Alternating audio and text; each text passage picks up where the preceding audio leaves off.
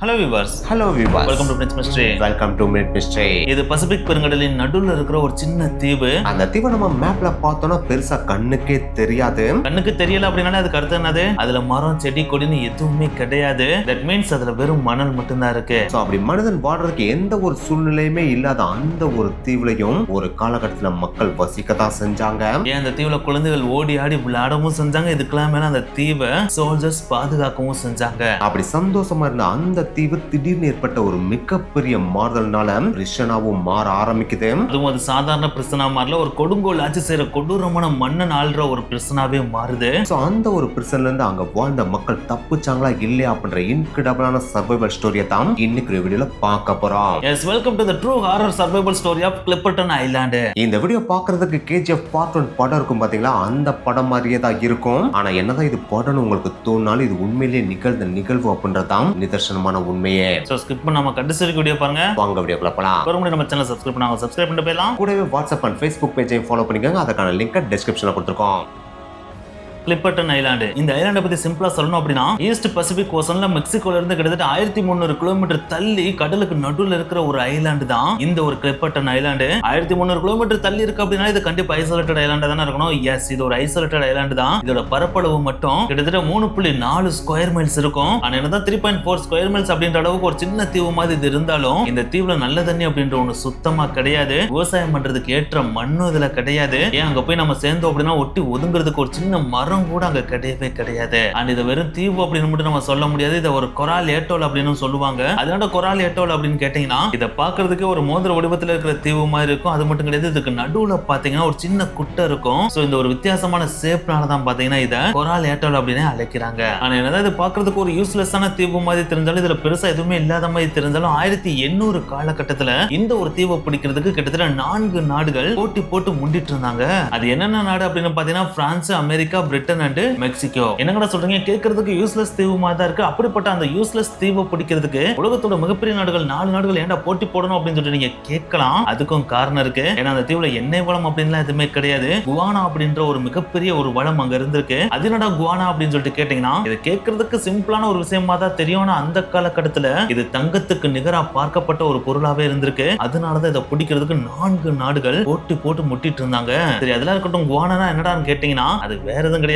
பறவைகள் போடுற எச்சங்கள் இருக்கு பாத்தீங்களா, அந்த எச்சங்கள் தான் குவானா. அந்த குவானா பாத்தீங்கன்னா அந்த தீவு ஃபுல்லாமே நிரம்பி காணப்பட்டிருக்கு. அந்த குவானாவை பிடிக்கிறதுக்கு தான் அந்த 4 நாடுகள் போட்டி போட்டு இருந்திருக்காங்க. என்னங்கட சொல்லுங்க, பறவையோட எச்சத்தை பிடிக்கிறதுக்கு அவ்வளவு பெரிய போட்டி, இதை பார்க்கறதுக்கு அக்கப்போர் மாதிரி இருக்கு அப்படின்னு சொல்லி நீங்க யோசிக்கலாம். ஆனா அந்த காலகட்டத்துல விவசாயத்துக்கு ஒரு மிகப்பெரிய ஃபெர்டிலைசர், அதாவது உரமா பார்க்கப்பட்ட ஒரு விஷயமே இந்த குவானாவா தான் இருந்திருக்கு. அதனாலதான் இதை தங்கத்துக்கு நிகரா கருதி இதை பிடிக்கிறதுக்கு அவ்வளவு போட்டி போட்டுட்டு இருந்தாங்க. அப்படி நடந்த அந்த போட்டியில கடைசி 1858 வருஷம் பிரான்ஸ் சக்சஸ்ஃபுல்லா அந்த தீவை கைப்பற்றி அந்த தீவை சுற்றி அவங்களோட போர்க்கப்பல்கள் எல்லாத்தையும் நிப்பாட்டி அந்த தீவை ப்ரொடெக்டிவா வச்சுக்கிட்டேவும் அந்த தீவுல அவங்களுக்கு தேவையான குவானா எல்லாத்தையுமே எடுத்து அவங்க நாட்டுக்கு அனுப்ப ஆரம்பிக்கிறாங்க. இப்படியே காலங்கள் ஓடுது. வருட கணக்கா பாத்தீங்கன்னா பிரான்ஸ் அவங்களுக்கு தேவையான குவானா எல்லாத்தையும் ஏத்தி அனுப்பிட்டே இருக்காங்க. கடைசி 1892 காலகட்டமும் வருது. சோ அந்த வருஷம் பாத்தீங்கன்னா எத்தனை வருஷம் தானே நீங்களே எழுதுவீங்க, நாங்க அல்ல வேணாமா அப்படின்னு சொல்லிட்டு USA சண்டை போட்டு பாத்தீங்கன்னா பிரான்ஸ்ல இருந்து அந்த தீவை கைப்பற்றி அவங்களும் அவங்க பங்குக்கு எவ்வளவு குவானாவா அள்ள முடியுமோ அவ்வளவு குவானாவா அள்ளுறாங்க. இப்படியே காலங்கள் ஓடுது. அப்படியே கிட்டத்தட்ட 7 வருடங்களும் கலக்குது. அந்த 7 வருடங்கள் கழித்து பிரிட்டன் இருக்காங்க பாத்தீங்கன்னா அவங்க US இருந்து அந்த தீவை கைப்பற்றி அவங்களும் அவங்க பங்குக்கு குவானாவா அள்ள ஆரம்பிக்கிறாங்க. ஆனா பிரிட்டன் மற்றவங்க மாதிரி வெறும் குவானா வாழ்றதுல மட்டும் கான்சென்ட்ரேட் பண்ணாம அந்த தீவை வேற விதமா யோசிச்சு மாற்றதுக்கும் முயற்சி பண்றாங்க. அதை புரியுற மாதிரி சொல்லணும் அப்படின்னா காலனைசேஷன் அமைக்கிறதுக்கு முயற்சி எடுக்கிறாங்க. அதாவது மக்கள் குடியிருப்புகளை அமைக்கிறதுக்கு முயற்சி எடுக்கிறாங்க. அது வெறும் குடியிருப்புகளை அமைக்கிறதோட மட்டும் நிப்பாட்டிடாம அங்கேயே விவசாயம் பண்றதுக்கும் சில முயற்சிகள் எடுக்கிறாங்க. அது கூடவே சேர்த்து தென்னை மரங்கள்லாம் இருக்கும் பாத்தீங்களா, அந்த தென்னை மரங்களையும் அந்த தீவுல நட்டு வளர்க்கறதுக்கும் முயற்சி பண்றாங்க. அப்படி அவங்க எடுத்த அந்த முயற்சியில பாத்தீங்கன்னா கொஞ்சம் கொஞ்சம் சக்சஸும் ஆகுறாங்க. ஆனா என்னதான் சக்சஸ் ஆனாலும் 1900 காலகட்டத்துல பாத்தீங்கன்னா இந்த குவானாவோட பூம் பாத்தீங்கன்னா கொஞ்சம் கொஞ்சமா டவுன் ஆயிட்டே போகுது. அதாவது அந்த காலகட்டத்துல இதுக்கு மேல நம்மளுக்கு குவானாவோட உதவி விவசாயத்துக்கு தேவை இல்லை அப்படின்ற ஒரு காலகட்டம் உருவாகுது. சோ அந்த சமயத்துல தான் பிரிட்டனை யோசிக்கிறாங்க, குவானாவோட மோசம் குறைஞ்சதுக்கு அப்புறம் எதுக்கு நம்ம இவ்வளவு தூரம் டிராவல் பண்ணி இவ்வளவு தூரம் செலவு பண்ணி இங்க குடியிருப்புல அமைச்சு கஷ்டப்பட்டு எதுக்கு இங்க இருக்கணும், பேசாம அந்த தீவை விட்டு நம்ம காலி பண்ணிட்டு போனா நமக்கு செலவும் மிச்சம் அப்படின்னு சொல்லிட்டு அந்த தீவை காலி பண்ணிட்டு மறுபடியும் அவங்க அங்க இருந்து கிளம்பி அவங்க நாட்டுக்கே போயிடுறாங்க. அப்படி அவங்க போன அந்த ஒரு சமயத்தை தான் மெக்சிகோ பெர்ஃபெக்ட்டா அதை நம்ம யூஸ் பண்ணிக்கணும் அப்படின்னு சொல்லிட்டு முடிவு பண்ணி 1906 காலகட்டத்துல மெக்சிகோவோட பிரசிடென்டா இருந்த போர்ஃபிரியோ டியாஸ் அப்படின்ற ஒரு பாத்தீங்கன்னா அப்படின்னா அந்த தீவுல ஒரு சின்ன காலனைசேஷனை நம்ம அமைக்கலாம் அப்படின்னு சொல்லிட்டு முடிவு பண்றாரு. அப்படி முடிவு பண்றதோட மட்டும் இல்லாம 100 பேர் கொண்ட குழுவை அந்த ஐலாண்டுக்கு அனுப்பிவிடவும் செய்றாரு. அப்படி அவர் அனுப்பிவிட்டு அந்த 100 பேர் கொண்ட குழுல யார் யாரெல்லாம் இருந்தாங்கன்னு பாத்தீங்கன்னா அந்த ஐலாண்ட்ல குடியிருப்புகளை அமைக்கிறதுக்கு உதவி பண்ண ஒர்க்கர்ஸும் இருந்தாங்க, அவங்களுடைய ஃபேமிலிஸும் இருந்தாங்க, அதாவது அவங்களுடைய மனைவி மற்றும் குழந்தைகளும் இருந்தாங்க.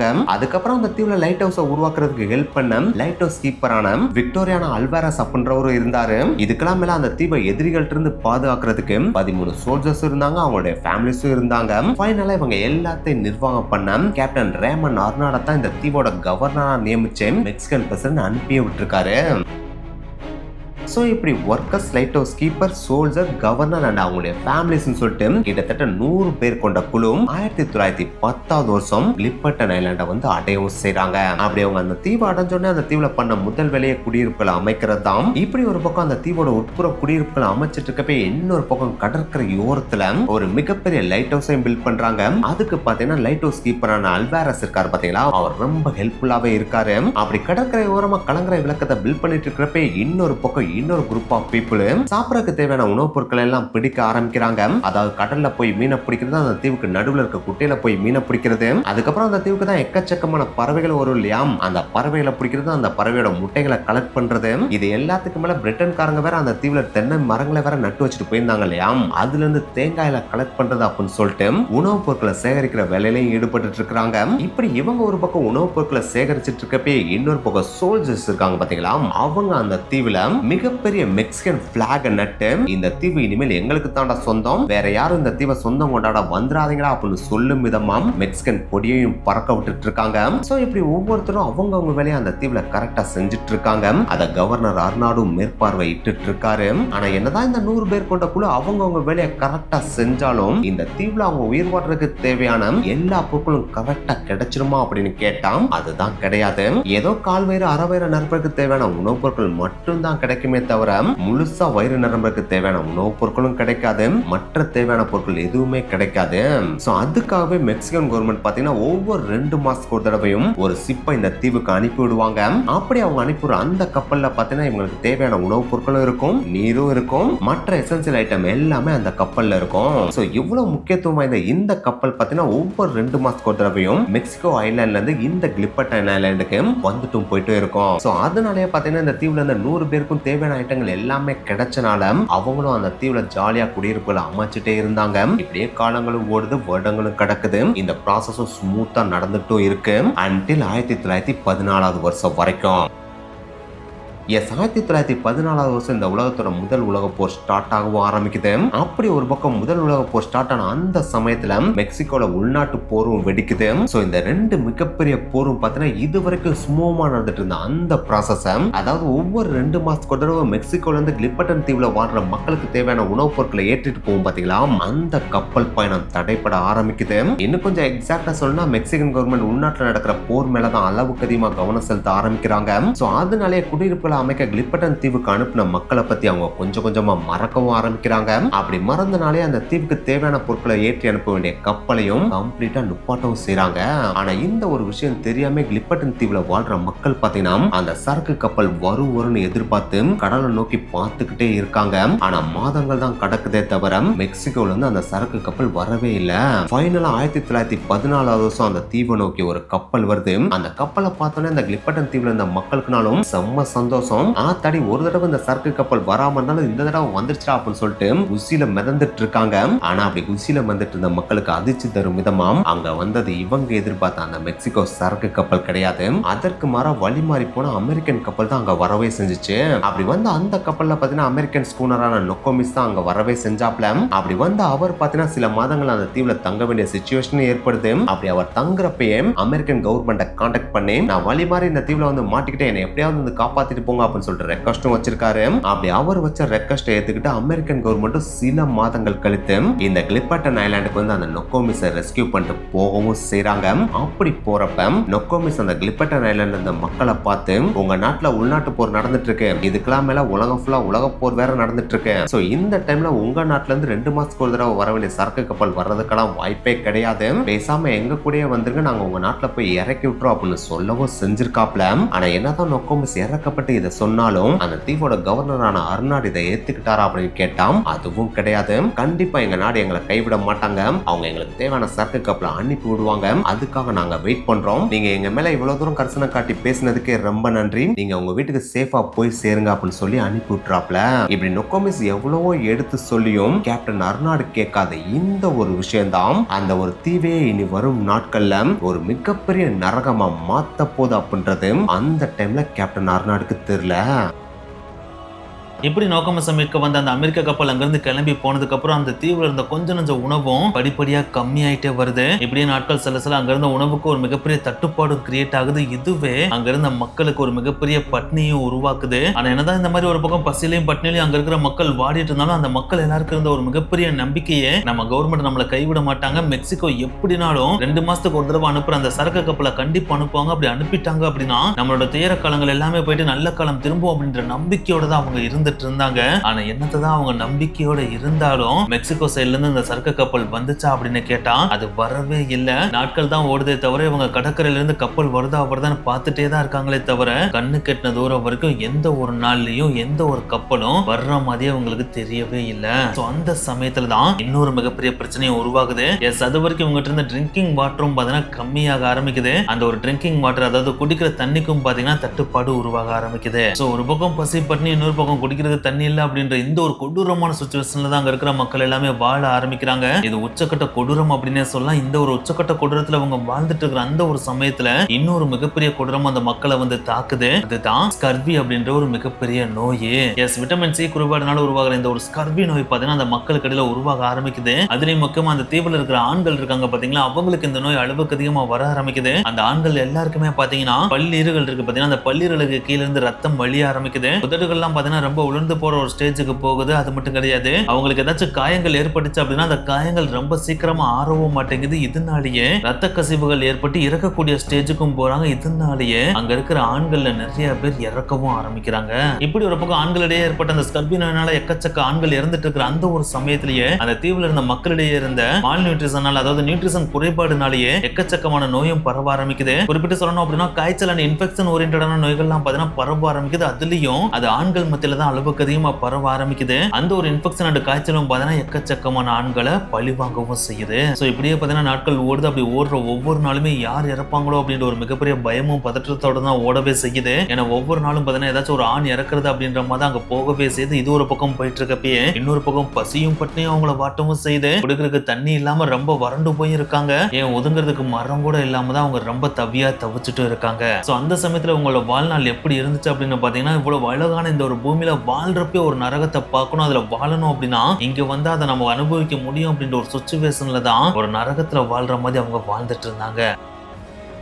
இப்படி அவங்க வாழ்ந்துட்டு இருக்க அப்படின்னு சொல்ல முடியாது, சர்வே பண்ணிட்டு இருக்கிற அந்த ஒரு நாட்களும் ஓடுது. கடைசியா 1915 வருஷம் ஜூன் மாசமும் வருது. அந்த மாதத்துல ஒரு நாள் அர்னால்டோட கண்களுக்கு பாத்தீங்கன்னா தூரமா கடல்ல ஒரு கப்பல் வர்றது படுது. அந்த ஒரு விசுவலை பார்த்த உடனே சக்தி இல்லாத அவர் உடம்புக்கு ஏதோ ஒரு மிகப்பெரிய சக்தி வந்த மாதிரி டக்குன்னு இருந்துச்சு. அந்த கப்பலை எப்படியாச்சும் இந்த தீவுக்கு கூட்டு வந்து நம்ம மக்கள் எல்லாரையும் மீட்டு நாட்டுக்கு கூட்டு போயிடணும் அப்படின்ற ஒரு வேகத்தோட வலுவே இல்லாத அந்த உடம்போட 3 சோல்ஜரை கூப்பிட்டுக்கிட்டு அங்க இருந்த லைவ் போட்டை எடுத்துட்டு கடலுக்குள்ள போறாரு. இப்படி அவரோட 3 சோல்ஜர்ஸ் கடலுக்குள்ள போற அந்த ஒரு விசுவல அங்க இருந்த மக்களும் ஆர்வத்தோட தான் பார்த்துட்டு இருக்காங்க. ஏன்னா அவங்களும் பாத்தீங்கன்னா எக்ஸ்ட்ரீமா சர்வே பண்ணிட்டு தானே இருக்காங்க. எப்படியாச்சும் கேப்டன் போயிட்டு அவர் கப்பலை பார்த்துட்டாரு, அந்த கப்பலை கூட்டு வந்து நம்ம மீட்டுருவார் அப்படின்ற ஒரு ஆர்வத்தோட தான் பார்த்துட்டு இருக்காங்க. அப்படி பார்த்துட்டு இருக்கிற அந்த கூட்டத்துல ஒரு முக்கியமான பெண்மணி அப்படின்னா அது அந்த கேப்டன் அர்னால்டோட மனைவியான ஆலிஸும் அடங்கும். இவங்களை ஸ்பெஷலா சொல்றோம் அப்படின்னு பாத்தீங்கன்னா அந்த ஒரு எக்ஸ்ட்ரீமான பஞ்சம் நிறைந்த அந்த ஒரு இடத்துலயும் அவங்க இப்ப நிறை மாத கர்ப்பிணியா இருக்காங்க.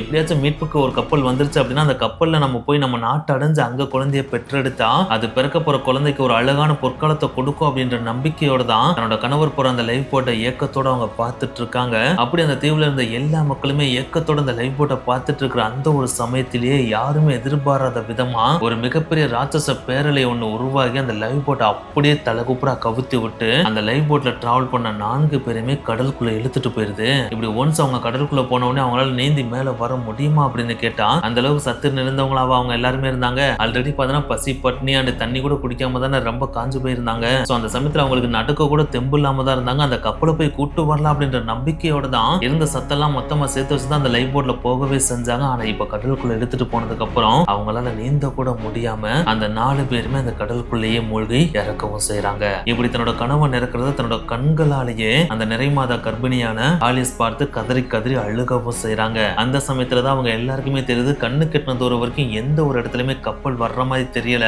தன்னோட கணவனான கேப்டன் அர்னால்டுக்கு தெரிஞ்சது ஒரு ஹாலுசினேஷன் தானே தவிர உண்மையான காட்சி கிடையாது. அந்த ஹாலுசினேஷன் உண்மை அப்படின்னு நினைச்சதா அவர் கடலுக்குள்ள போய் மூழ்கி இறந்து போயிட்டார் அப்படின்றது அப்பதான் தெரிய வருது. சோ இந்த ஒரு துயர சம்பவமே பாத்தீங்கன்னா அங்க இருந்த மக்கள் எல்லாருமே உச்சக்கட்ட சோகத்துக்கு கொண்டு போகுது. அப்படி சோகமா இருந்த அந்த ஒரு சமயத்துல அன்னைக்கு இரவே பாத்தீங்கன்னா இன்னொரு மிகப்பெரிய துயர சம்பவமும் அங்க கிரியேட் ஆகுது. எஸ், அன்னைக்கு நைட்டே பாத்தீங்கன்னா ஒரு மிகப்பெரிய புயலும் பாத்தீங்கன்னா அந்த தீவை தாக்குது. அப்படி தாக்குற அந்த ஒரு சமயத்துல மழையும் அங்க கொட்டுன்னு கொட்டி தீர்க்குது. அந்த மழைக்கு பயந்துட்டு அங்க இருந்த மக்கள் எல்லாருமே கேப்டன் அர்னால்டோட வீட்டோட பேஸ்மெண்ட் இருக்கு பாத்தீங்கன்னா அந்த பேஸ்மெண்ட்ல போயிட்டு ஒளியறாங்க. அப்படி ஒளியற அந்த ஒரு சமயத்துல அர்னால்டோட மனைவியான ஆலிஸ் இருக்காங்க பாத்தீங்களா, அவங்களுக்கு பிரெக்னன்சி பெயினும் வருது. அந்த பெயின்ல பயங்கரமா கத்துறாங்க. அப்படி கத்துன அந்த ஒரு சமயத்துல அங்க இருந்த பெண்கள் எல்லாருமே சுற்றி மறைத்து நின்றுகிட்டு ஆலிஸ்க்கு பிரசவமும் பாக்குறாங்க. அப்படி பிரசவம் பாக்குற அடுத்த நிமிடமே அழுகுறலோட ஒரு குழந்தையும் பிறகுது. அப்படி பிறந்த குழந்தைய தூக்கி ஆலிஸ் அவங்க காமிக்கவும் செய்யறாங்க. அப்படி காமிக்கிற அந்த ஒரு சமயத்துல ஆலிஸ் அந்த குழந்தைய பார்த்து குழந்தை நம்மளுக்கு பிறந்துருச்சு அப்படின்றத நினைச்சு சந்தோஷப்படுறதா இல்ல எதுக்குடா இந்த நரகத்துல வந்து பிறந்த அப்படின்னு நினைச்சு சோகமா இருக்கதா அப்படின்னு சொல்லிட்டு சுத்தமா புரியாத ஒரு ஸ்டேஜ்ல தான் அவங்க அந்த குழந்தைய பார்த்து கண்ணீர் மல்க யோசிச்சுட்டு இருக்காங்க. ஏன்னா ஆல்ரெடி பாத்தீங்கன்னா தன்னோட மூத்த மகனும் இந்த தீவுல வந்துதான் படாத பாடுபட்டுட்டு ரொம்ப கஷ்டப்பட்டு வாழ்ந்துட்டு இருக்கான். அது மட்டும் கிடையாது, நானே இங்க வாழ்றதுக்கு ரொம்ப கஷ்டப்பட்டு தான் சர்வே பண்ணிட்டு இருக்கேன். அப்படி இருக்கிறப்ப இந்த பிஞ்சு குழந்தைய எப்படி நான் இங்க சர்வே பண்ணி காப்பாத்த போறேன் அப்படின்றதே இப்போதைக்கு அவங்களுக்கு இருக்கிற ஒரு மிகப்பெரிய சேலஞ்சா தான் இருக்க போகுது அப்படின்றது அவங்களுக்கு அந்த சமயத்துல நல்லாவே தெரியுது. இப்படியே டைம் டிக்கிங் ஆகுது. அன்னைக்கு போயும் பார்த்தோன்னா அடிச்சு ஓஞ்சிட்டு அடுத்த நாள் காலையும் ஆகுது. அப்படி காலை ஆனதுக்கப்புறம் அந்த பேஸ்மெண்ட்ல இருந்த மக்கள் எல்லாமே கொஞ்சம் கொஞ்சமா வெளியே வந்து பாக்குறாங்க. அப்படி வெளியே வந்து பாக்குறப்பதான் அவங்களுக்கே தெரியுது அவங்க அங்கனங்கன உருவாக்கி வச்சிருந்த அந்த கொஞ்சம் நெஞ்ச குடியிருப்புகளும் பாத்தீங்கன்னா அந்த புயல் கம்ப்ளீட்டா வைப் அவுட் பண்ணிட்டு போயிருது. அதுக்கப்புறம் அந்த தீவுல அவங்க தங்குறதுக்கே வழி இல்லாத ஒரு மிகப்பெரிய சுச்சுவேஷன் அவங்க கிரியேட் ஆக ஆரம்பிக்குது. இதுக்கப்புறம் பசி பட்டினின்னு சொல்லிட்டு அவங்களோட வாழ்நாட்களும் பார்த்தீங்கன்னா ரொம்ப கொடூரமா தான் நகர்ந்துகிட்டே இருக்கு. அவங்களும் முடிஞ்ச அளவுக்கு நம்பிக்கை கைவிடாம நம்ம கவர்மெண்ட் எப்படியாச்சும் ஒரு கப்பலை அனுப்பிடுவாங்க அப்படின்ற நம்பிக்கையோட வாழ்ந்துட்டு இருக்காங்க. ஆனா என்னதான் வாழ்ந்தாலும் நாட்கள் ஓடுனாலும் மாதங்கள் ஓடுனாலும் எந்த ஒரு கப்பலும் அந்த தீவுக்கு வந்த மாதிரியே தெரியல. இப்படியே அந்த கொடூரமான நாட்கள் நகர்ந்துட்டே இருக்கு. 1916 காலகட்டமும் வருது. அந்த ஒரு காலகட்டத்துல அந்த தீவுல இருந்த ஆண்கள் கம்ப்ளீட்டா வைப் அவுட் ஆகுறாங்க. அதாவது அந்த தீவுல இருந்த எல்லா ஆண்களுமே இறந்து போயிடுறாங்க. அதுக்காக அந்த தீவுல இருந்த ஆண்கள் மட்டும்தான் இறந்தாங்களா அப்படின்னு கேட்டா பெண்களும் இறந்தாங்க. ஆனா இப்போதைக்கு அந்த தீவுல இருந்த எல்லா ஆண்களுமே இறந்து போயிடுறாங்க. இப்போதைக்கு அந்த தீவுல சர்வே ஆயிட்டு இருக்கிற ஒரே ஒரு ஆட்கள் அப்படின்னா அது பெண்கள் மட்டும்தான். அந்த பெண்களோட சேர்த்து அவங்களோட குழந்தைகளும் அங்க சர்வைவ் ஆயிட்டு இருக்காங்க. சோ இந்த ஒரு சிச்சுவேஷன் தான் பாத்தீங்கன்னா அவங்களை எக்ஸ்ட்ரீமான சர்வைவலுக்கு தள்ளுது. ஏன்னா இது வரைக்கும் ஆண்கள் இருக்காங்க அப்படின்ற ஒரு சின்ன ஹோப்போட தான் அவங்க அங்க சர்வைவ் ஆகி வாழ்ந்துட்டே இருந்தாங்க. ஏன்னா ஏதாச்சும் ஒரு உணவு பிடிக்கணும் இல்லாட்டா தண்ணீரை சேர்த்து வைக்கணும் அப்படின்ற பிசிக்கல் ஒர்க்குக்கு ஆண்கள் இருந்தாங்க அப்படின்னா அவங்க மேல இருக்கிற நம்பிக்கையில அவங்க சர்வைவ் ஆகி வாழ்ந்துட்டு இருந்தாங்க. ஆனா இப்போ கம்ப்ளீட்டா ஆண்களே இல்ல அப்படின்னா எக்ஸ்ட்ரீமான பிசிக்கல் ஒர்க் எல்லாமே இப்ப கண்டிப்பா பெண்கள் தான் பண்ணி ஆகணும் இல்லையா? அதாவது எக்ஸாம்பிள் சொல்லணும் அப்படின்னா கடல்ல போய் மீன் பிடிக்கணும் அப்படின்னா அதை இவங்க தான் போய் பிடிச்சிட்டு வந்தாகணும். அதே மாதிரி தண்ணீரை சேர்த்து வைக்கணும், அதுக்கு குளிய தோண்டணும் அப்படின்னாலும் அதை இவங்க தானே பண்ணி ஆகணும். ஏற்கனவே அந்த தீவுல இருந்த ஆண்களே பாத்தீங்கன்னா சத்து இல்லாம தான் இந்த மாதிரி ஒர்க் பண்ண ரொம்ப கஷ்டப்பட்டாங்க. அந்த சமயத்துல பெண்கள் எக்ஸ்ட்ரீமா வீக்காவும் இருந்தாங்க. அப்படி இருக்கிறப்ப இப்ப இந்த ஒர்க் எல்லாம் சேர்த்து பெண்களே பண்ணணும் அப்படின்னா அதுக்கான வாய்ப்பு ரொம்ப ரொம்ப கம்மி தானே. இது கூடயே சேர்த்து அவங்க வைராக்கியமாவும் இருக்கணும். அதாவது கப்பல் எப்படியாச்சும் நம்மளை வந்து கூட்டிட்டு போயிடும் அப்படின்ற வைராக்கியத்தோடையும் வாழணும் அப்படின்ற ஒரு சுச்சுவேஷனுக்கும் தள்ளப்படுறாங்க. சரி, இப்போ எவ்வளவு பெண்கள் தானே கடைசி அங்க சர்வே பண்ணிட்டு இருக்காங்க அப்படின்னு சொல்லிட்டு கேட்டீங்கன்னா பெண்கள் மற்றும் குழந்தைகள் அப்படின்னு சொல்லிட்டு மொத்தமா சேர்த்து இப்ப 15 பேர் மட்டும்தான் அந்த இருள் நிறைந்த அந்த ஒரு நரகத்துல சர்வே ஆகி வாழ்ந்துட்டு இருக்காங்க. ஸோ இப்படி அந்த கிளிப்பட்டன் தீவுல, அதாவது நரகமா இருக்கிற அந்த கிளிப்பட்டன் தீவுல அந்த 15 பேர் ஒவ்வொரு நாளையும் கொடூரமா கடந்துட்டு இருக்காங்க. அப்படி அவங்க கடந்துட்டு இருக்கிறப்ப இதெல்லாம் நரகமாடா, இந்த நரகத்துக்கே நான் கொடூரம்னா என்னன்னு காட்டுறேன்னு சொல்லிட்டு அந்த நரகத்துக்கே பாடம் எடுக்கிற மாதிரி அந்த தீவுல ஒருத்தன் அவதரிக்கிறான். அவனுடைய பேர் தான் விக்டோரியானா அல்வாரஸ். இந்த ஒரு பேரை கிட்ட இந்த பேரை முன்னாடியே கேள்விப்பட்டிருக்கோம்டா அப்படின்னு உங்களுக்கு தோணும். எஸ், அவனே தான் இவன். எஸ், இந்த கதையோட ஸ்டார்டிங்ல அந்த 100 பேர் கொண்ட குழு இங்க வந்தாங்க. அதுல லைட் ஹவுஸ் கீப்பர் குடியிருப்பரோட பேரு விக்டோரியானா அல்வாரஸ் அப்படின்னு சொல்லியிருந்தோம் பாத்தீங்களா, அவன் தான் இவன். அந்த தீவுல இருக்கிற எல்லா ஆண்கள் இறந்துட்டாலும் இவன் மட்டும் எப்படியோ தப்பி பொழைச்சிடறான். அதுக்கும் சில காரணங்கள் இருக்கு. ஏன்னா இறந்த எல்லா ஆண்களும் இருந்த இடம் எதுன்னு பாத்தீங்கன்னா குடியிருப்புல அமைச்ச இடமான தீவோட உட்பகுதி. ஆனா இவன் இருந்த இடம் எதுன்னு பாத்தீங்கன்னா இந்த குடியிருப்புல இருந்து கொஞ்சம் தள்ளி இருந்த கடற்கரையை ஒட்டி இருக்கிற கலங்கரை விளக்கம். அதனாலே இவன் எப்படியும் அந்த மால் நியூட்ரிஷன்ல இருந்து தப்பி பொழைச்சிடறான். இந்த மக்கள் அவதிப்பட்ட நோய்கள்ல இருந்து தப்பி பொழைச்சிடறான். இதுக்கெல்லாம் மேல இந்த தீவுல இருந்த ஆண்கள் எல்லாத்தையும் காவு வாங்கின ஸ்கர்வில இருந்து தப்பி பொழைச்சிடறான். சோ இப்படி தப்பி பொழைச்சாவே அந்த தீவோட உட்பகுதிக்கு வர்றதுக்கான டைமையும் பொறுமையா வெயிட் பண்ணி காத்துக்கிட்டே இருக்கான். அப்படி காத்துட்டு இருந்த அவனுக்கு அவனுடைய டைமும் வருது. அதாவது அந்த தீவுல இருந்த எல்லா ஆண்களும் இறந்த அந்த டைமும் வருது. ஒன்ஸ் அந்த டைம் வந்த உடனே அது வரைக்கும் கலங்கரை விளக்கத்துல இருந்த அவன் அந்த தீவோட உட்பகுதிக்கு வர்றான். வர்றதோட மட்டும் இல்லாம அந்த தீவுலயே மொத்தமா இருந்த அந்த பெண்கள் அந்த குழந்தைகள் இருப்பாங்க பாத்தீங்களா, அவங்க எல்லாருக்கும் நான் தான் தலைவன் அப்படின்னு சொல்லிட்டு அறிவிக்கவும் செய்யறான். அதாவது இனிமேல் இந்த நிலப்பரப்புக்கு நான் தான் கிங், நீங்களாம் என்னுடைய சர்வன்ட் அப்படின்னு சொல்லிட்டு அறிவிக்கவும் செய்யறான். அப்படி அறிவிக்கிறதோட மட்டும் இல்லாம இனிமேல் என்னுடைய வயிறு பசிக்கு தேவையான எல்லா உணவுப் பொருட்களையும் நீங்க தான் கொண்டு வந்து தரணும். இதுக்கெல்லாம் மேல என்னுடைய உடல் பசியை தீர்க்கவும் நான் யாரை கூப்பிடணும், அவங்க என் கூட வந்தே ஆகணும் அப்படின்னு சொல்லிட்டு ஆர்டரும் போடுறான். ஃபர்ஸ்ட் இவன் பேசுறதை கேட்டு அங்கதான் சில பெண்கள் பயப்படாம தான் இருக்காங்க. ஆனா அடுத்து இவன் பண்ண சில செயல்கள் பாத்தீங்கன்னா அந்த தீவுல இருந்த பெண்கள் மற்றும் குழந்தைகளுக்கு ஒரு மிகப்பெரிய அச்சத்தை உருவாக்குது. அப்படி என்னடா இவன் பண்ணா அப்படின்னு கேட்டீங்கன்னா மொத்தம் 2 சம்பவம் பண்ணாம். அந்த 2 சம்பவமே அந்த 15 பெண்கள் மற்றும் குழந்தைகளை இவன் என்ன கேட்டாலும் பண்ணி ஆகுண்டா அப்படின்ற பயத்தை உருவாக்குச்சு.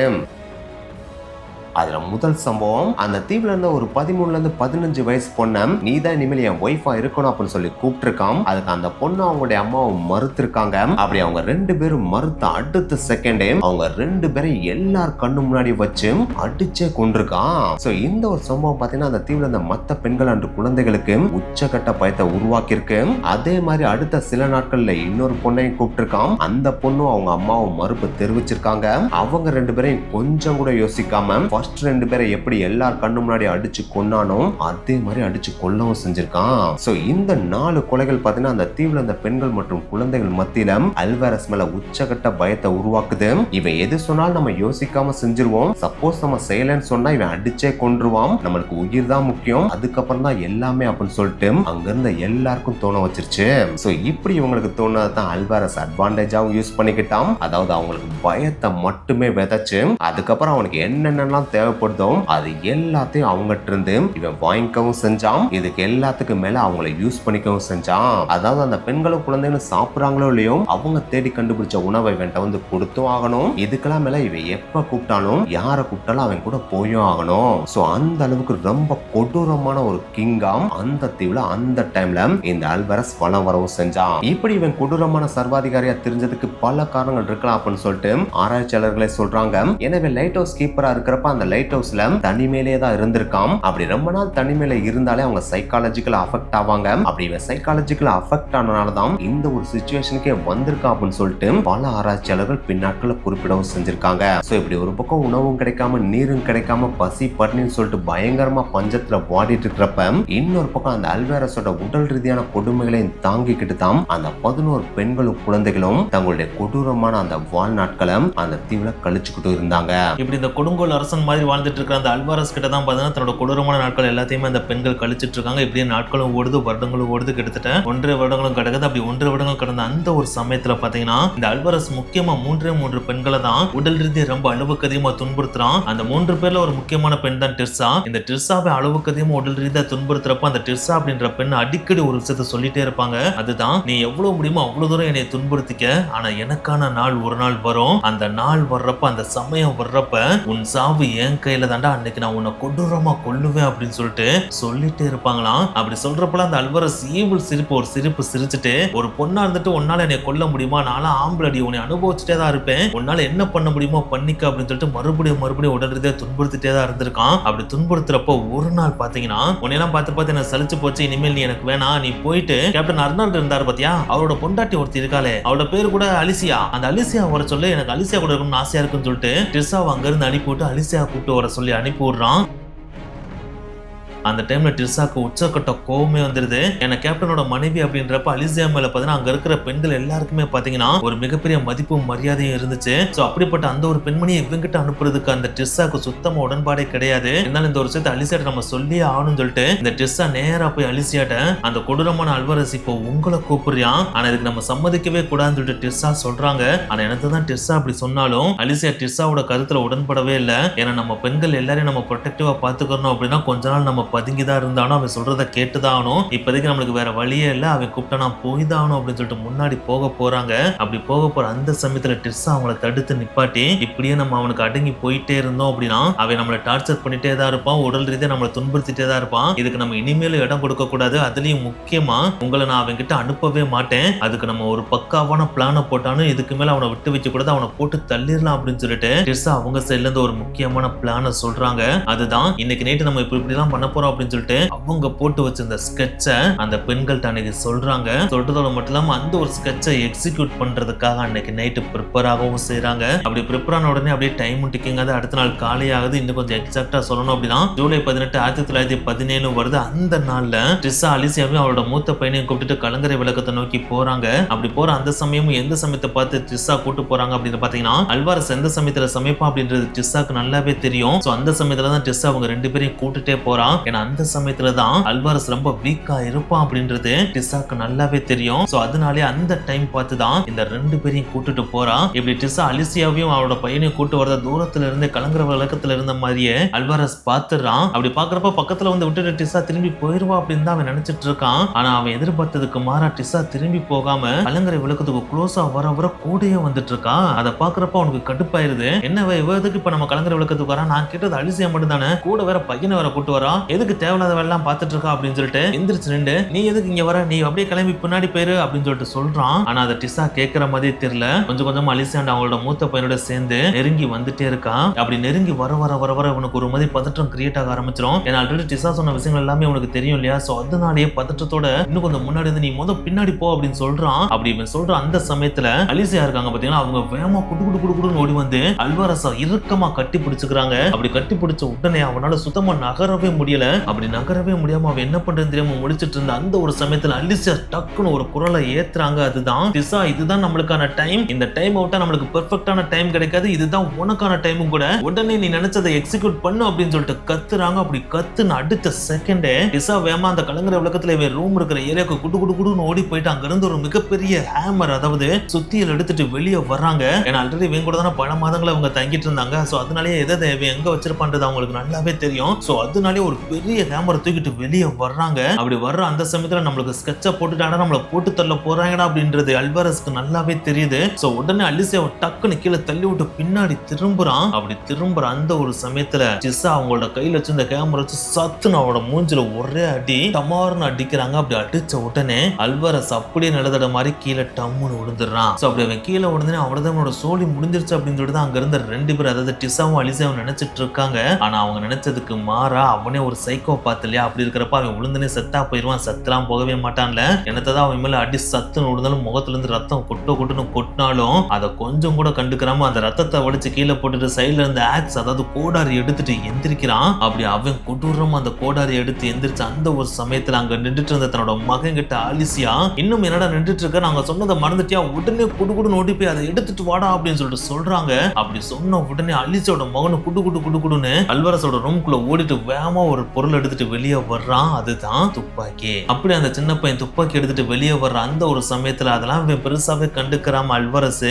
அந்த கோடாரி எடுத்துட்டு அலிசியாவை டிர்சாவை நோக்கி பயங்கர பாஸ்டா நடந்து வர்றான். அப்படி நடந்து வர அந்த ஒரு சமயத்துல நீ எல்லாம் ஒரு ஆள்னு உன்னை எவ்வளவுனா நாங்க சகிச்சுக்கிட்டதே பெரிய விஷயம், உன்னை எல்லாம் அன்னைக்கே போட்டு தள்ளிருக்கணும் அப்படின்னு சொல்லிட்டு டிர்சா சடனா அவங்கள வெட்ட வர்றப்போ ஒரு மூவ்மெண்ட் பண்ணி விலகி அவங்க வச்சிருந்த சுத்தியில வச்சு சத்துன்னு அவனோட மண்டல இன்னொரு போடு டம்முன்னு போடுறாங்க. அப்படி போட்ட உடனே அவ்வளவுதான் அந்த அல்வாரஸ் என்னத்தான் சைக்கோ பார்த்தாலும் அதுக்கடுத்து கொஞ்சம் கூட நிக்க முடியாத அளவுக்கு நிலை தட மாதிரி டம்முன்னு கீழே விழுந்துடுறான். அப்படி விழுந்து அவன்ட்டு அதுக்கடுத்து பெருசா மூவ்மெண்ட் இருந்து எந்திரிச்சானா கேட்டா சுத்தமா எந்திரிக்கவே இல்லை. ஆனா என்னத்தான் அவன் எந்திரிக்கல அப்படின்னாலும் டிர்சாக்கு அவன் மேல இருந்த கோவமும் கடுப்பும் கொஞ்சம் கூட குறையவே இல்லை. ஏன்னா இத்தனை மாதங்களா அவங்கிட்ட அளவுக்கு அதிகமான கொடுமைகளையும் வன்முறைகளையும் தாங்கிட்டு இருந்தாங்க இல்லையா. சோ அதனாலே அதை எப்படியாச்சும் தீர்த்துக்கணும் அப்படின்னு சொல்லிட்டு வேகமா அல்வாரஸோட ரூம்குள்ள போயிட்டு ஒரு கத்தி எடுத்து வந்து அவங்க ஆசை தீர அவனை குத்துன்னு சொல்லிட்டு குத்தி அவனோட மூச்சு நிக்கிற வரைக்கும் குத்துறாங்க. அது மட்டும் கிடையாது, அவனோட அவனோட முகத்தை கம்ப்ளீட்டா கிழிச்சு நீ எல்லாம் மனுஷ பிறவி இருந்ததுக்கே வருத்தப்படணும்டா அப்படின்னு சொல்லிட்டு அவங்க ஆசைத்தீர அவனை குத்தி கொன்றதுக்கு அப்புறம் தான் அங்கிருந்து எந்திரிச்சு வரவே செஞ்சாங்க. சோ அப்படி அவனை கொன்ற அந்த ஒரு நாள்ல தான் பாத்தீங்கன்னா அந்த தீவுல மிச்சம் இருந்த அந்த 11 பெண்கள் மற்றும் குழந்தைகளுக்கே பாத்தீங்கன்னா ஒரு மிகப்பெரிய சுதந்திரம் நம்மளுக்கு கிடைச்சிருச்சுடா அப்படின்ற ஒரு பிக்கஸ்ட் ரிலீஃப் அவங்களுக்கு கிடைச்சிச்சு. ஆனா இந்த ஒரு ரிலீஃப், அதாவது இந்த ஒரு ஃப்ரீடம் ஒரு நிரந்தரமான ஃப்ரீடம் கிடையாது. இது ஜஸ்ட் டெம்பரரி ஃப்ரீடம்ன்றது அப்ப அவங்களுக்கு தெரியல. ஏன்னா இப்போதைக்கு டெம்பரரியா ஒரு மிகப்பெரிய மான்ஸ்டர் கொடூரமான கொடுங்கோல்காரன் இருந்ததை அவங்க தப்பிக்கவே செஞ்சிருக்காங்களே தவிர இவனுக்கு மேல ஒரு மிகப்பெரிய மான்ஸ்டரா இருந்துட்டு இருக்கிற அந்த ஒரு மிகப்பெரிய தீவுல இருந்து அவங்க தப்பிக்கவே இல்லை இல்லையா? அதுல இருந்து தப்பிச்சா மட்டும்தான் ரியல் ஃப்ரீடமே அவங்களுக்கு கிடைக்கவே செய்யும். அந்த மாதிரியான ஒரு சிச்சுவேஷன்ல தான் அந்த 11 பேரும் அந்த கடற்கரையில் நின்றுட்டு இருக்கிறாங்க. அப்படி அவங்க நின்றுட்டு இருக்கிறப்ப இந்த அல்வேரஸ் அரக்கனை கொன்ற அதிர்ஷ்டமோ என்னமோ தெரியல, தூரத்துல கடலுக்குள்ள பாத்தீங்கன்னா ஒரு கரும் புகை தெரிய ஆரம்பிக்குது. அந்த ஒரு விஷயத்த பார்த்தோன்னே அந்த பெண்களாலையும் நம்ப முடியல, அந்த குழந்தைகளாலையும் நம்ப முடியல. ஒருவேளை இது ஹாலுசினேஷனா இருக்குமோ அப்படின்னு அவங்க யோசிச்சாங்க. ஆனா என்னதான் அவங்க ஹாலுசினேஷன் அப்படின்னு யோசிச்சாலும் அந்த கரும் புகை பாத்தீங்கன்னா கொஞ்சம் கொஞ்சமா இவங்களுக்கு பக்கத்துல வர மாதிரியும் தெரியுது. அதை பார்த்தோன்னே அந்த 11 பேருக்கு நல்லாவே தெரியுது இது ஹாலுசினேஷன்லாம் கிடையாது, இது உண்மையிலேயே ஏதோ நடக்குது அப்படின்னு. என்னதான் அந்த கரும் புகைன்னு பார்த்தே ஆண்டான்னு சொல்லிட்டு வேகமா கடற்கரைக்கு பக்கத்துல, அதாவது அலை அடிக்கும் பாத்தீங்களா அந்த ஏரியாக்குள்ள நடந்து போய் பாக்குறாங்க. அப்படி பாக்குறப்ப தூரத்துல ஒரு கப்பல் வரது இவங்களுக்கு நல்லாவே தெரியுது. அதை பார்த்தோன்னே அந்த பெண்களுக்கா இருந்தாலும் சரி குழந்தைகளுக்கா இருந்தாலும் சரி ஆனந்தத்தை சொல்லவே முடியல. பயங்கரமா குசில கத்த ஆரம்பிக்கிறாங்க. கத்துறதோட மட்டும் இல்லாம எங்களை எப்படியாவது இங்க இருந்து காப்பாத்தி கூட்டு போங்க அப்படின்னு சொல்லிட்டு உச்சபட்ச குரல்ல இவங்களால எவ்வளவு முடியுமோ அந்த அளவுக்கு சவுண்ட உயர்த்தி கத்துறாங்க. அப்படி இவங்க கத்துற அந்த சத்தம் பாத்தீங்கன்னா தூரத்துல வந்துட்டு இருக்கிற அந்த ஒரு கப்பலுக்கு கேட்கவும் செய்த. எஸ், அந்த கப்பல் வேற எந்த கப்பலும் கிடையாது, அமெரிக்காவை சேர்ந்த யோர்க் டவுன் கப்பல் தான் அந்த கப்பல். அந்த கப்பல் எதுக்காக இந்த சைடு வந்துச்சுன்னு பாத்தீங்கன்னா இது முதல் உலக போர் நடந்துட்டு இருந்த காலகட்டம் இல்லையா, அதனால ரோந்து பணிக்காக ஜெர்மன் போட்ஸ் ஏதாவது தெரியுதா அப்படின்றத கண்காணிக்கிறதுக்காக தான் இங்க வரவே செஞ்சிருக்கு. அப்படி வரப்ப இங்க ஒரு ஸ்மால் தீவு இருக்குன்னு அவங்களுக்கு தெரியும், அங்க எதுவும் ஜெர்மனி காலனைசேஷன் அமைச்சிருக்காங்களா அப்படின்றத கண்காணிக்கிறதுக்காக தான் இந்த தீவை நோக்கி வரவும் செஞ்சிருக்கு. அப்படி தங்களுடைய எதிரிகள் யாராவது இருக்காங்களா அப்படின்னு கண்காணிக்க வந்த இந்த கப்பல் தான் அதிர்ஷ்டவசமா இவங்க கண்டுபிடிக்கவும் செய்து, அப்படி கண்டுபிடிச்சனே இந்த கப்பலை இந்த தீவை நோக்கி செலுத்தவும் செய்றாங்க. அப்படி செலுத்துறப்ப ஃபர்ஸ்ட் டைம் பாத்தீங்கன்னா இந்த கப்பலால சரியா அந்த தீவுல லேண்ட் பண்ண முடியல. அதனாலே மறுபடியும் அந்த கப்பலை பின்னோக்கி செலுத்துறாங்க. அப்படி செலுத்துற அந்த ஒரு சமயத்துல அங்க இருந்து அந்த பெண்களுக்கும் குழந்தைகளுக்கும் ஒருவேளை இந்த கப்பல் நம்மளை ஏத்தாம போதும் அப்படின்ற பயத்துல பயங்கரமா மறுபடியும் கத்துறாங்க. அப்படி கத்துறப்பதான் அந்த கப்பல்ல இருந்து ஒருத்தர் வெளியில வந்து எங்களால ஃபர்ஸ்ட் டைம் இந்த கப்பலை சரியா லேண்ட் பண்ண முடியலாமா, அதனாலதான் பின்னோக்கி போறமே தவிர உங்களை விட்டுட்டுலாம் போகலாம், நாங்க மறுபடியும் லேண்ட் பண்றோம் அப்படின்னு சொல்லிட்டு திரும்பி வந்து லேண்ட் பண்றாங்க. அந்த டைம் சக்சஸ்ஃபுல்லா அந்த கப்பல் அந்த கரையில லேண்ட் ஆகும் செய்து. ஒன்ஸ் லேண்ட் ஆனோடனே அந்த கப்பல்ல இருந்து கமாண்டர் பெரில் வெளியில வர்றாரு. அப்படி வெளியில வந்த அவரு அந்த தீவுல இருந்த அந்த 11 பெண்கள் and குழந்தைகளை பார்த்தோன்னே கண்ணீர் விட்டு கதறவும் செய்றாரு. ஏன்னா அந்த அளவுக்கு அவங்க எலும்பு தோலுமா கண்ணெல்லாம் உள்ள போய் வெறும் எலும்பு கூட தான் இருக்கவே செஞ்சிருக்காங்க. அதை பார்த்தோன்னே அவருக்கு நல்லாவே தெரிஞ்சது இவங்க நேத்து இன்னைக்கு இந்த தீவுல இல்ல, பல வருடங்களா அந்த தீவுல பசியும் பட்னியா தான் இருந்துட்டே இருக்காங்க அப்படின்றது. அது மட்டும் இல்லாம அந்த தீவையும் சுத்தி முத்தி பாக்குறாரு. அந்த தீவுமே பாத்தீங்கன்னா கந்தலும் கொதக்கலுமா குடியிருப்புகள் அங்கங்க உடஞ்சு போய் அங்கங்க சில எலும்பு கூடுகள் ஆண்களோட பாடி அப்படின்னு சொல்லிட்டு எல்லாமே சின்ன பின்னமா கிடக்குது. அந்த காட்சிகள் எல்லாத்தையும் பார்த்தோன்னே கமாண்டர் பெல் கொஞ்சம் கூட யோசிக்காம நீங்க எங்க கப்பல்ல ஏறுங்க, உங்களை எங்க கொண்டு போய் விடுமோ அங்க கொண்டு போய் விட்டுரும் அப்படின்னு சொல்றாப்ல. அதை கேட்டோன்னே அந்த 11 பேர் சந்தோஷத்துல துள்ளி குதிச்சுக்கிட்டு சத்தே இல்லாத அந்த உடம்ப வச்சு ஓடி வந்து அந்த கப்பல்ல ஏறவும் செய்யறாங்க. அப்படி ஏறின அந்த 11 பேரையும் அந்த கப்பல்ல இருக்கிற மற்றவங்களும் பாக்குறாங்க. அப்படி பாக்குறதோட மட்டும் இல்லாம அவங்க அந்த கப்பல்ல ஏறதுக்கு கை கொடுத்து உதவியும் செய்யறாங்க. உதவி செய்யறதோட மட்டும் இல்லாம அந்த 11 பேர் உள்ள வந்ததுக்கு அப்புறம் அந்த தீவுக்கு நீங்க எப்படி வந்தீங்க, அங்க என்னெல்லாம் நடந்துச்சு அப்படின்னு கேக்குறாங்க. அப்படி கேக்குறப்ப அவங்க எல்லாருமே அங்க நடந்த எல்லா விஷயங்களையும் சொல்றாங்க. அதை கேட்டோன்னே அந்த கப்பல்ல இருந்த எல்லாருக்குமே கண்ணீரே வந்துருது. சோ நீங்க மெக்சிகோக்காரங்க உங்களை மெக்சிகோல விடல, பக்கத்துல எந்த மெக்சிகோ துறைமுகம் இருக்கும் அங்க உங்களை கண்டிப்பா கொண்டு போய் சேர்த்துரும் சொல்லிட்டு கப்பலை இயக்குறாங்க. கப்பலை இயக்குறதோட மட்டும் நம்ம அடுத்த நாளே நாள்ல இன்னும் கொஞ்சம் எக்ஸாக்டா சொல்லணும்னா ஜூலை 22, 1917 மெக்சிகோல இருக்க சலினா கிரஸ் அப்படின்ற துறைமுகத்துல போய் இவங்களை இறக்கி விடவும் செய்யறாங்க. அப்படி இவங்க இன்னைக்கு இந்த துறைமுகத்துக்கு வர்றாங்க அப்படின்ற இந்த ஒரு விஷயம் பாத்தீங்கன்னா அன்னைக்கு டேட்ல மெக்சிகோ ஃபுல்லா பரவும் செஞ்சிருக்கு. ஏன்னா ஆல்ரெடி இந்த யூஎஸ் போர்ட் பாத்தீங்கன்னா இந்த மெக்சிகோ துறைமுகத்தை கான்டாக்ட் பண்ணி இந்த விஷயங்களை சொல்லவும் செஞ்சிருக்காங்க இல்லையா. சோ அதனால இந்த ஒரு விஷயம் அன்னைக்கு டேல அந்த துறைமுகம் ஃபுல்லா, அதாவது மெக்சிகோ ஃபுல்லா பரவும் செஞ்சிருக்கு. சோ அதனாலே இவங்களை பாக்குறதுக்காகவே அந்த துறைமுகத்துல அன்னைக்கு கூட்டம் அலை மோதவும் செஞ்சிருக்கு. இதுக்கெல்லாம் மேல கேப்டன் அர்னால்டோட ஒய்ஃபான அலிசியா இருக்காங்க பாத்தீங்களா, அவங்களுடைய ஃபாதரும் அந்த துறைமுகத்துக்கு வரவும் செஞ்சிருக்காரு. ஒன்ஸ் இவங்க அந்த துறைமுகத்துக்கு போயிட்டு அந்த போட்ல இருந்து கீழே இறங்குறப்ப அலிசியாவோட ஃபாதர் ஓடி வந்து அலிசியாவை கட்டி பிடிச்சு, உன்னை காப்பாத்துறதுக்கு நான் எவ்வளவோ ட்ரை பண்ணேமா, ஒவ்வொரு நாளும் கவர்மெண்ட்ட போய் என் மகன் அந்த தீவுல இருக்க அவளை காப்பாத்தி கொண்டு வாங்க அப்படின்னு சொல்லி கேட்காத நாளே இல்ல. ஆனா அப்படி நான் ஒவ்வொரு தடவை கேட்கறப்ப கவர்மெண்ட் அந்த தீவுல இருந்த எல்லாருமே இறந்து போயிட்டாங்கன்னு தான் சொன்னாங்களே தவிர நீ உயிரோட இருக்கேன்னு சொல்லலையேமா அப்படின்னு சொல்லிட்டு கட்டி பிடிச்சு கதறி அழுதுருக்காரு. அப்படி அன்னைக்கு டேல அவர் அந்த ஒரு இன்சிடென்ட் அந்த கூட்டத்தை கண்ணீர்ல மூழ்கடிச்சிச்சு அப்படின்னு தான் சொல்லி ஆகணும். அதுக்கப்புறம் அந்த 11 பேரை சக்சஸ்ஃபுல்லா காப்பாத்தி கூட்டு வந்த அந்த யுஎஸ் போட்ல இருந்த கமாண்டர் பெரிலா இருந்தாலும் சரி, மற்ற அதிகாரிகளா இருந்தாலும் சரி, அவங்க எல்லாத்தையும் அந்த லோக்கல் மக்கள் கூப்பிட்டு பயங்கரமா உபசரிக்கவும் செஞ்சாங்க. உபசரிக்கிறதோட மட்டும் இல்லாம உங்களுக்கு நாங்க நன்றி கடன் பட்டிருக்கோம் அப்படின்னு சொல்லிட்டு நன்றி தெரிவிக்கவும் செஞ்சாங்க. இதுல இருந்த கொடூரமான விஷயம் என்ன தெரியுமா, அந்த கமாண்டர் பெரில் இருக்காரு பாத்தீங்களா, அவர் கேப்டன் அர்னால்டோட மனைவியான அலிசியாக்கு வயசு 40 ஆகும் அப்படின்னு தான் நினைச்சிட்டு இருந்தாப்ல. ஏன்னா அவங்க தோற்றமும் அப்படிதான் இருந்திருக்கு. ஆனா மெக்சிகோல இருக்க அந்த துறைமுகத்தில் தரை இறங்கினதுக்கு அப்புறம் தான் அவருக்கே தெரியுது அலிசியாக்கு உண்மையான வயசு 29 அப்படின்னு. அந்த அளவுக்கு அந்த தீவுல அவங்க பசியும் பட்டினியுமா இருந்து அவங்களோட உடல்நிலையே மாறி அவங்க 40 வயசு போல தோற்றம் அழிச்சிருக்கதே கமாண்டர் பெருக்கு அப்பதான் தெரிய வந்திருக்கு. சோ அப்ப எந்த அளவுக்கு அந்த தீவுல அவங்க கொடூரமா வாழ்ந்திருக்காங்க அப்படின்றத நீங்களே இமேஜின் பண்ணிக்கோங்க. ஆனா எது எப்படி அந்த 11 பேர், அதாவது அந்த 3 பெண்கள் 8 குழந்தைகள் அந்த தீவுல இருந்து உயிர் பிழைத்து தன்னுடைய சொந்த நாட்டுக்கு திரும்பினதுக்கு முக்கியமான காரணம் அவங்களுடைய அந்த மனம் தளராத நம்பிக்கை தான். அதுதான் அந்த அமெரிக்கன் கப்பலை அந்த தீவுக்கு கூட்டு வந்திருக்கு, அங்க இருந்து அவங்கள மெக்சிகோக்கு கூட்டு வந்திருக்கு. சோ இந்த ஒரு ஹாரர் சர்வைவல் ஸ்டோரி இப்படிதான் எண்ட் ஆச்சு. ஆனா என்னதான் இந்த ஸ்டோரி இப்படி ஹாப்பியா எண்ட் ஆனாலும் இந்த ஹாப்பி எண்டிங்க்கு பின்னாடி ஒரு மிகப்பெரிய ரகசியம் 17 வருடங்களா மறைக்கப்பட்டிருந்துச்சு. அதை மறைச்சது வேற யாரும் கிடையாது, அந்த கமாண்டர் பெரில் இருக்காரு பாத்தீங்கன்னா அவரும் இந்த தப்பித்த 11 பேர் இருக்காங்க பாத்தீங்கன்னா அவங்க எல்லாருமே சேர்ந்தே தான் அந்த ரகசியத்தை மறைக்கவே செஞ்சிருந்தாங்க. அது வேற எதுவும் கிடையாது, அந்த கொடூரமான கொடுங்கோல்காரன அல்வாரஸ் அங்க இருந்து அவங்க எல்லாரையும் உடல் ரீதியா துன்புறுத்தி கடைசி அவனை டிர்சா கொண்டாங்க பாத்தீங்கன்னா. அந்த ஒரு ரகசியத்தை 17 வருடங்களா இவங்க யாருமே சொல்லாம வாய் திறக்காம மறைக்க தான் செஞ்சாங்க.